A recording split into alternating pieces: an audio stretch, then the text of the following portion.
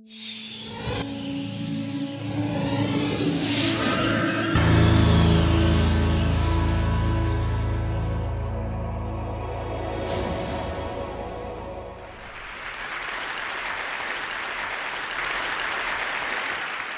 that's kind of an obvious statement up there. I started with that sentence about 12 years ago, and I started in the context of developing countries. But you're sitting here from every corner of the world, so if you think of a map of your country, I think you'll realize that for every country on earth, you could draw little circles to say these are places where good teachers won't go. On top of that, those are the places from where trouble comes. So we have an ironic problem. Good teachers don't want to go to just those places where they're needed the most. I started in 1999 to try and address this problem with an experiment, which was a very simple experiment in New Delhi. I basically embedded a computer into a wall of a slum in New Delhi. The children barely went to school, they didn't know any English, they'd never seen a computer before, and they didn't know what the internet was. I connected high-speed internet to it, it's about 3 feet off the ground, turned it on and left it there. After this, we noticed a couple of interesting things which you'll see, but I repeated this all over India and then through a large part of the world, and noticed that children will learn to do what they want to learn to do. This is the first experiment that we did. 8-year-old boy on your right, teaching his student, a 6-year-old girl, and he was teaching her how to browse.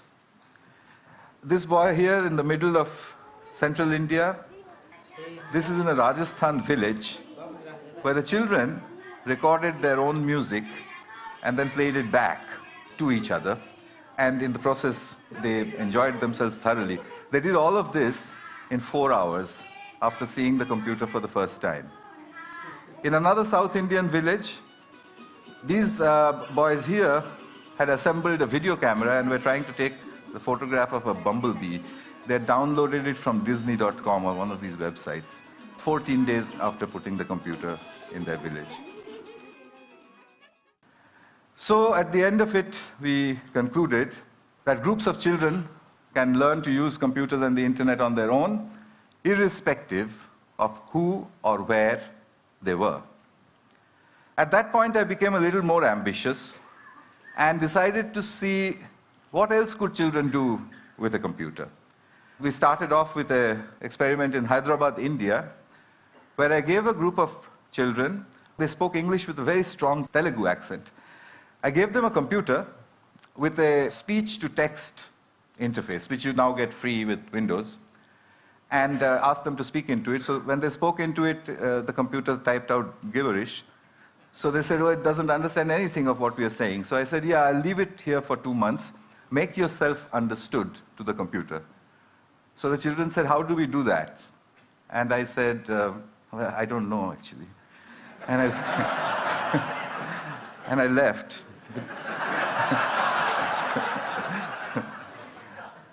2 months later, and this is now documented in the Information Technology for International Development Journal, their accents had changed and were remarkably close to the neutral British accent in which I had trained the speech-to-text synthesizer. In other words, they were all speaking like James Tooley.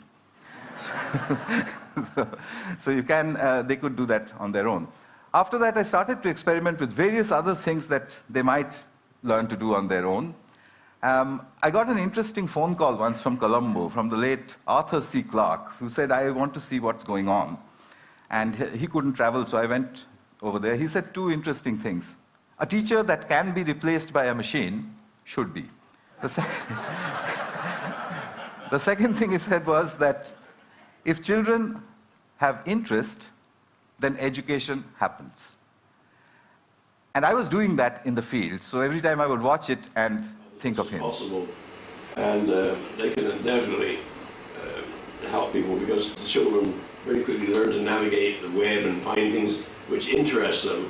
And when you've got interest, then you have education. I took the experiment to South Africa. This is a 15-year-old boy.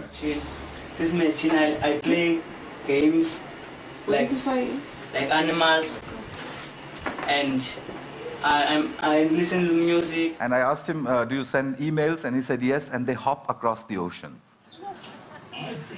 This is in Cambodia, rural Cambodia. A fairly silly arithmetic game, which no child would play inside the classroom or at home. They would, throw it back at you. They'd say, this is very boring. If you leave it on the pavement, and if all the adults go away, then they will show off with each other about what they can do, which is what these children are doing. They're trying to multiply, I think. And all over India, at the end of about 2 years, children were beginning to Google their homework. As a result, the teachers reported tremendous improvements in their English. Rapid improvement in all sorts of things. They said they've become really deep thinkers and so on and so forth. And indeed they had. I mean, if there's stuff on Google, why would you need to stuff it into your head? So at the end of the next 4 years, I decided that groups of children can navigate the internet to achieve educational objectives on their own. At that time, a large amount of money had come into Newcastle University to improve schooling in India. So Newcastle gave me a call. I said, I'll do it from Delhi. They said, there's no way you're going to handle £1 million worth of university money sitting in Delhi. So in 2006, I bought myself a heavy overcoat and moved to Newcastle. I wanted to test the limits of this system. The first experiment I did out of Newcastle was actually done in India, and I set myself an impossible target. Can Tamil-speaking 12-year-old children in a South Indian village teach themselves biotechnology in English on their own? And I thought, I'll test them, they'll get a 0, I'll give them material, I'll come back and test them, they'll get another 0, I'll go back and say, yes, we need teachers for certain things. I called in 26 children, they all came in there, I told them, look, there's some really difficult stuff on this computer, I wouldn't be surprised if you didn't understand anything. It's all in English, and I'm going. So I left them with it. I came back after 2 months, and the 26 children marched in looking very, very quiet. I said, well, did you look at any of the stuff? They said, yes, we did. Did you understand anything? No, nothing. So I said, well, how long did you practice on it before you decided that you understood nothing?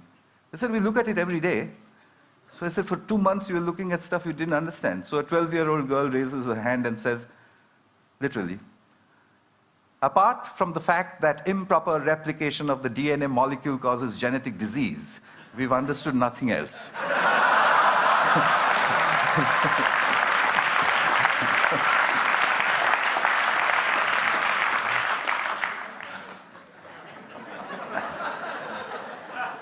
Took me 3 years to publish that. It's just been published in the British Journal of Educational Technology. One of the referees who refereed the paper said, it's too good to be true, which was not very nice. Well, one of the girls had taught herself to become the teacher, and that's her over there.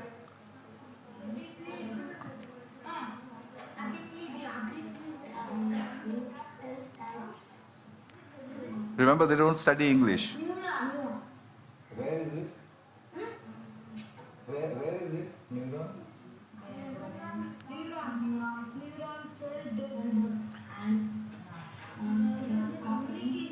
I've edited out the last bit where she said, when I asked where is the neuron, and she says, the neuron, and then she looked and did this. But her expression was not very nice. So their scores had gone up from 0 to 30%, which is an educational impossibility under the circumstances. But 30% is not a pass. So I found that they had a friend, a local accountant, a young girl, and they played football with her. I asked that girl, would you teach them enough biotechnology to pass? And she said, how would I do that? I don't know the subject. I said, no, use the method of the grandmother. She said, what's that? I said, well, what you've got to do is stand behind them and admire them all the time. Just say to them, that's cool, that's fantastic, what is that? Can you do that again? Can you show me some more? She did that for 2 months. The scores went up to 50, which is what the posh schools of New Delhi with a trained biotechnology teacher were getting. So I came back to Newcastle with these results and decided that there was something happening here that definitely was getting very serious. So having experimented in all sorts of remote places, I came to the most remote place that I could think of. Across the River Tyne, 5,000 miles from Delhi, is the little town of Gateshead. In Gateshead, I took 32 children, and I started to fine-tune a method.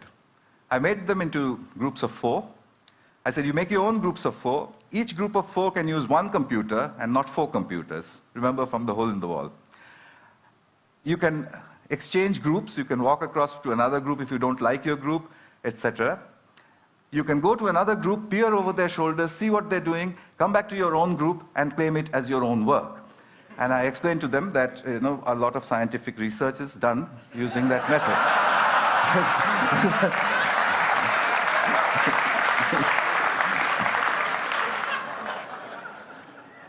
The children enthusiastically got after me to say, now what do you want us to do? I gave them 6 GCSE questions. The first group, the best one, solved everything in 20 minutes. The worst, in 45. They used everything that they knew. News groups, Google, Wikipedia, Ask Jeeves, etc.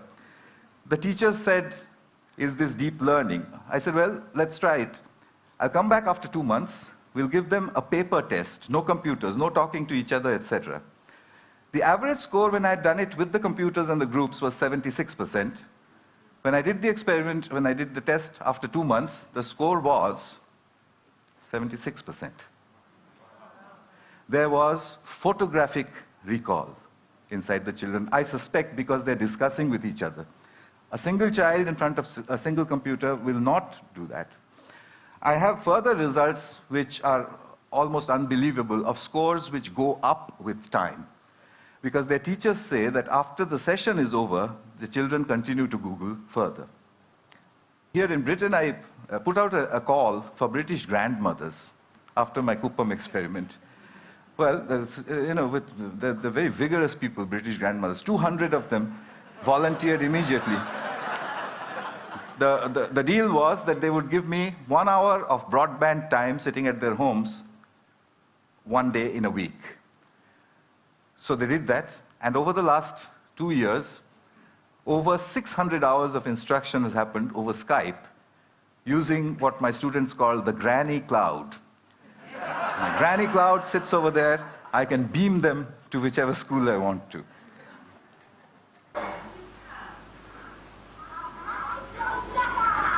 You can't catch me. You say it. You can't catch me. I'm the gingerbread man.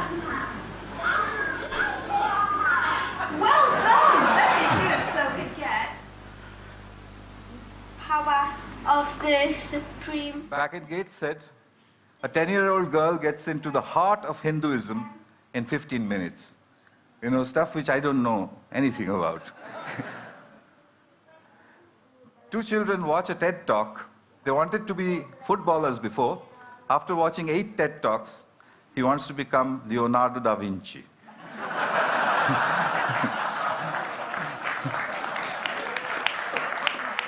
It's pretty simple stuff. This is what I'm building now. They're called souls, self-organized learning environments. The furniture is designed so that children can sit in front of big, powerful screens, big broadband connections, but in groups. If they want, they can call the granny cloud. This is a soul in Newcastle. The mediator is from Pune, India. So how far can we go? One last little bit and I'll stop. I went to Turin in May.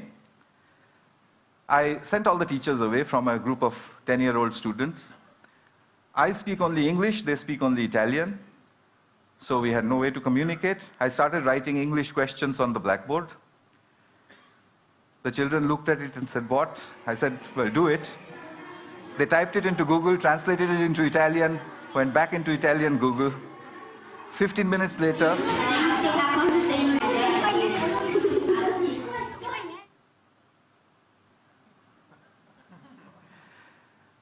next question, where is Calcutta?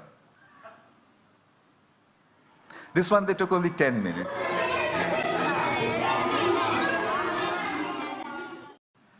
I tried a really hard one then.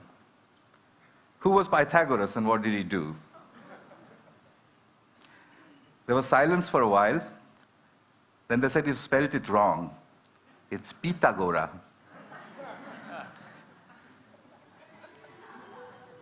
And then, in 20 minutes, the right angle triangles began to appear on the screens. It just sent shivers up my spine.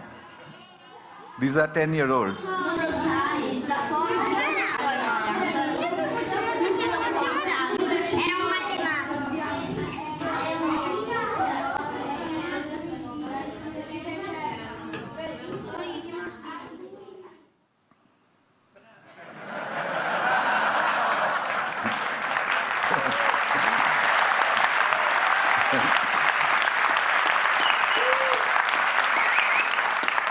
So you know what's happened?